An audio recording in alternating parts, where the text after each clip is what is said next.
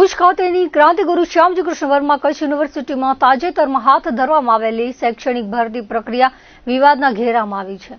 કચ્છ જિલ્લા NSUIએ રાજ્યપાલને પત્ર લખી ભરતીમાં ગંભીર ગેરરીતિઓ થઈ હોવાના આક્ષેપ કર્યા છે। રાજ્યપાલ વતી પાઠવવામાં આવેલા આવેદનપત્રમાં કરાયેલ રજૂઆતમાં જણાવ્યા અનુસાર એક કથિત ઓડિયો ક્લિપ વાયરલ થઈ છે। આ ક્લિપમાં ડોક્ટર જિગ્નેશ ટાપરિયા નામના વ્યક્તિ દ્વારા આસિસ્ટન્ટ પ્રોફેસરની પસંદગી કરાવવા માટે એક મહિલા ઉમેદવાર પાસેથી 5 લાખ રૂપિયા લેવામાં આવ્યા હોવાનો દાવો કરવામાં આવ્યો છે।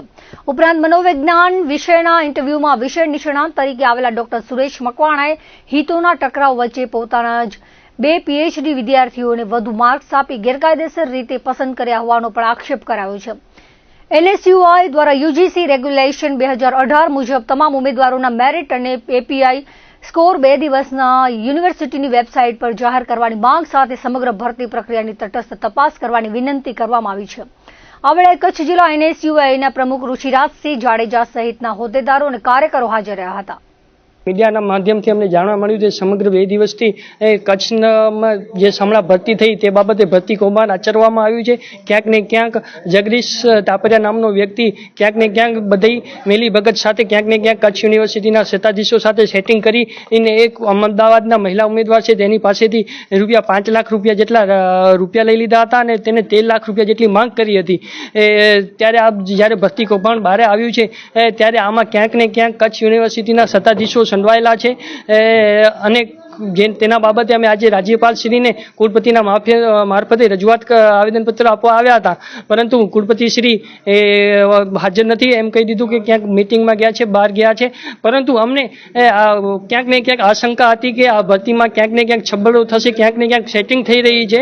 તે અગાઉ અમે ભરતી પ્રક્રિયાના ઇન્ટરવ્યુના અગાઉ 2 દિવસ અગાઉ અમે રાજ્યપાલશ્રીને આવેદનપત્ર આપ્યું હતું કુલપતિશ્રીના મારફતે જ કે આ ભરતી પ્રક્રિયા નવેસરથી શરૂ કરવામાં આવે, કારણ કે ક્યાંક ને ક્યાંક આ ભરતી પ્રક્રિયામાં છબડો થઈ રહ્યો છે। ક્યાંક ને ક્યાંક પૈસા લઈ અને પોતાના માણસો સેટ કરવાની ક્યાંક ને ક્યાંક રંધાઈ રહ્યું છે તેવું અમને શંકા હતી। તેના મારફતે અમે રાજ્યપાલશ્રીને રજૂઆત કરી હતી અને આ સમગ્ર ભરતી 2024ની છે, ત્યાં સમગ્ર 2024થી જ આ વિવાદોમાં ભરતી રહી છે અને 2 વર્ષ થઈ ગયા અને તેની ભરતી પ્રક્રિયા હમણાં કરી અન્ય યુનિવર્સિટીમાં 2 વર્ષ જૂની ભરતીઓ રદ કરી નવેસરથી ભરતી કરી શકાતી હોય તો કચ્છ યુનિવર્સિટીમાં કેમ ભરતી કરી ન શકાય? પરંતુ આ લોકોએ કચ્છ અને કચ્છના વિદ્યાર્થીઓ સાથે તો છેડખાની અને અંધારામાં રાખે છે, પરંતુ આ રાજ્યપાલશ્રીને પણ અંધારામાં રાખે છે। અમે જે રજૂઆત કરી હતી આમના દ્વારા આજ દી સુધી એ રજૂઆત રાજ્યપાલશ્રીને પહોંચાડવામાં નથી આવી। આજે અમે જ્યારે આ લેટર માંગ્યો છે તેમણે રાજ્યપાલશ્રીને રજૂઆત કરી હોય તેનો, પરંતુ એ હજી સુધી ગોતે છે। ક્યાંક ને ક્યાંક યુનિવર્સિટી પ્રશાસન ગોળ ગોળ ફરાવી રહ્યું છે, આગળની રજૂઆતોની કોપી લઈને અમને આપે છે કે આ તમારી રજૂઆત હતી, પરંતુ જે ખરેખર અમે જે રજૂઆત કરી હતી એ ભરતી બાબતે તે બાબતે હજી સુધી તે લોકો રાજ્યપાલશ્રીને અંધારામાં રાખ્યા છે, ક્યાંક ક્યાંક રાજ્યપાલશ્રીને મૂર્ખ બનાવ્યા છે અને સમગ્ર કચ્છને મૂર્ખ બનાવ્યા છે। ભુજ શહેરના વિવિધ વિસ્તારોમાં છેલ્લા થોડા સમયથી વીજ વિક્ષેપની સમસ્યા છે। ઉપરાંત લો વોલ્ટેજના કારણે લોકોને પારાવાર મુશ્કેલીનો સામનો કરવો પડી રહ્યો છે। સમસ્યાના નિરાકરણ માટે કોંગ્રેસ દ્વારા PGVCLના અધિક્ષક એન્જિનિયરને રજૂઆત કરવામાં આવી હતી। સમસ્યાના તાત્કાલિક નિરાકરણ ઉપરાંત ચોમાસાને ધ્યાને લઈ મેન્ટેનન્સની યોગ્ય કામગીરી હાથ ધરવા પ્રતિનિધિ મંડળ દ્વારા રજૂઆત કરવામાં આવી હતી। આ વેળાએ ફકીર મહંમદ કુંભાર, આઈસુબેન સમાગની કુંભાર, આદિલ જત, પૂજન ગો, નીરજભાઈ, રજાકભાઈ, પ્રજ્ઞેશ ચોથાણી, ચેતન શાહ સહિતના ઉપસ્થિત રહ્યા હતા। છેલ્લા કેટલાય દિવસથી સમગ્ર ભુજમાં રોજ વીજ વિક્ષેપ થાય છે। તમામ વિસ્તારોમાં લગભગ દિવસમાં 4-5 વાર લાઇટ જવાનો પ્રશ્ન છે। અમુક જગ્યાએ તો રાત્રે રોજ 1-2 વાગે લાઇટ જાય, સવાર સુધી લાઇટ નથી હોતી। કાળઝાળ ગરમી છે, 47-48 ડિગ્રી તાપમાન હોય, લાઇટ ન હોય એટલે લોકોને બહુ મુશ્કેલી પડી રહી છે। ઉપરાંત લો વોલ્ટેજનો પણ પ્રશ્ન છે, જેના લીધે લોકોના કિંમતી ઉપકરણોનું નુકસાન થાય છે, લોકોને આર્થિક રીતે મોટું નુકસાન થઈ રહ્યું છે।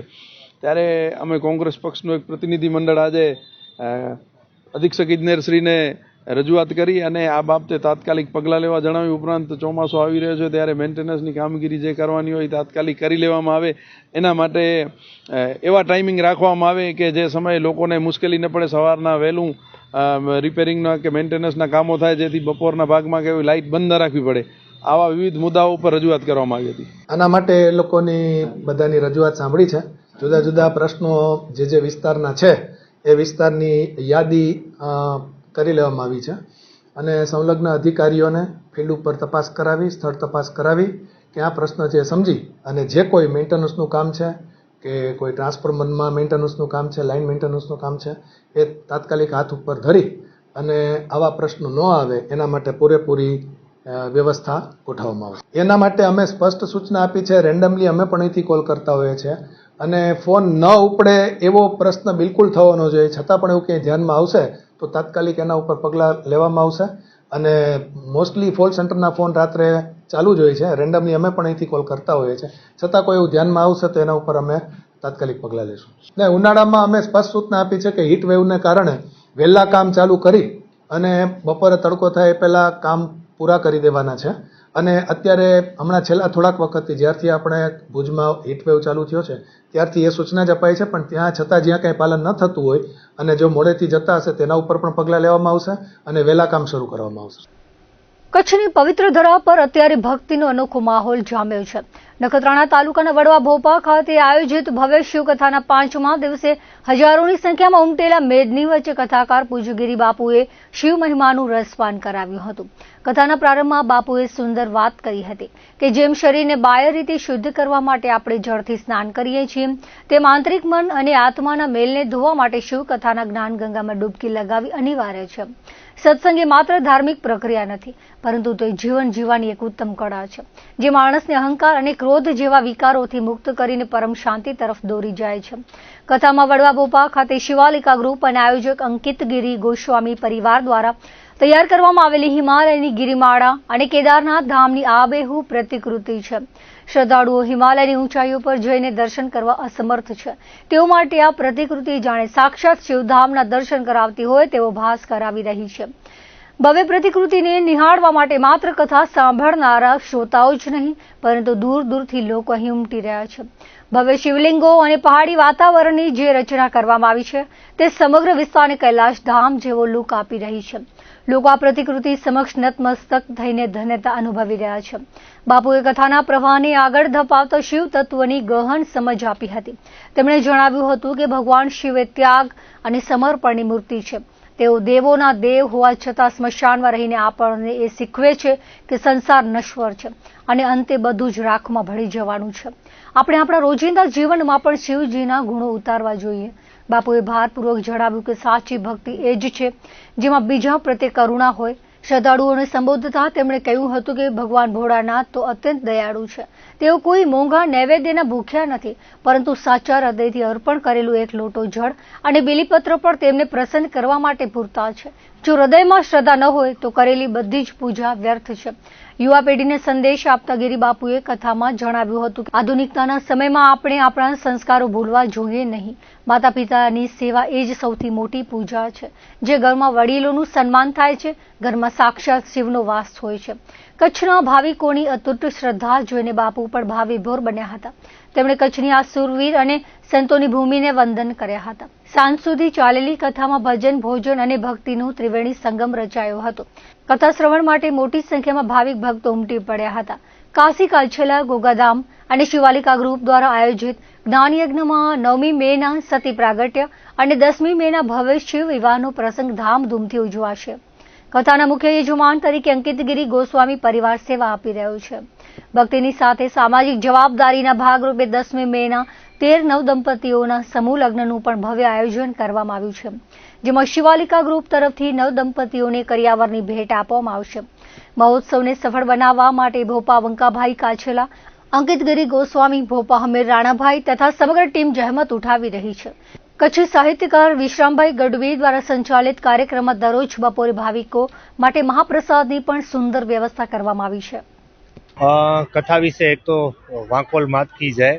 અને આજે વાંકોલ માના સાનિધ્યમાં જે અમારા ગ્રુપમાં એક જઈ કહી શકાય કે વંકા ભોપા રબારી, જેમનો એક સંકલ્પ હતો કે ભાઈ મારે એક ગિરી બાપુની કથા કરવી છે અને એ સંકલ્પને ધ્યાનમાં લઈ અને એ લોકોએ શિવાલિકા ગ્રુપ પાસેથી રજૂઆત કરી. એટલે અમારું શિવાલિકા ગ્રુપ આ એક સંકલ્પ સાથે જોડાઈ અને એમની જે વિચારધારા હતી અને જે એનું સંકલ્પ હતું એ સંકલ્પને પરિપૂર્ણ કરવા માટે એક શિવાલિકા ગ્રુપ જે હર હંમેશા હમણાં કચ્છમાં પણ અગાઉ એક નવરાત્રિનું આયોજન કર્યું હતું. જે શિવાલિકા ગ્રુપનું એક ધ્યેય હોય છે કે ભાઈ આધ્યાત્મિક અને જે અત્યારના સાંસ્કૃતિક પ્રમાણે જે પ્રમાણે અત્યારે જે ભગવાનની આરાધના થતી હોય, જે પ્રમાણે અમે માતા શક્તિનું જે પ્રમાણે અમે નવરાત્રિમાં કર્યું હતું, એવું ને એવું અમે શિવ શક્તિ અહીંયા કને અમે ભેગું કર્યું છે. અને એક વડવા ભોપા જે સ્થાન છે, અહીં અમે એક મોટા પાયે ગિરિબાપુની કથા કરી છે, જેમાં તમે જોઈ શકો છો કે પાછળની સાઈડ હિમાલય છે, કેદારનાથનું મંદિર છે, તેમજ જે પ્રમાણે કહેવાય ને કે શિવ શક્તિના ચારેકોર પરિપાથરા કરેલા છે. એમ જ અહીં રવિવારના 13 યુગલો જે કહેવાય કે દંપતીઓ છે કે જે લોકોના માતા પિતા જે નથી એને પરણાવી શકતા, એને પણ અમે આયોજન કર્યું છે જે સમૂહ લગ્નનું.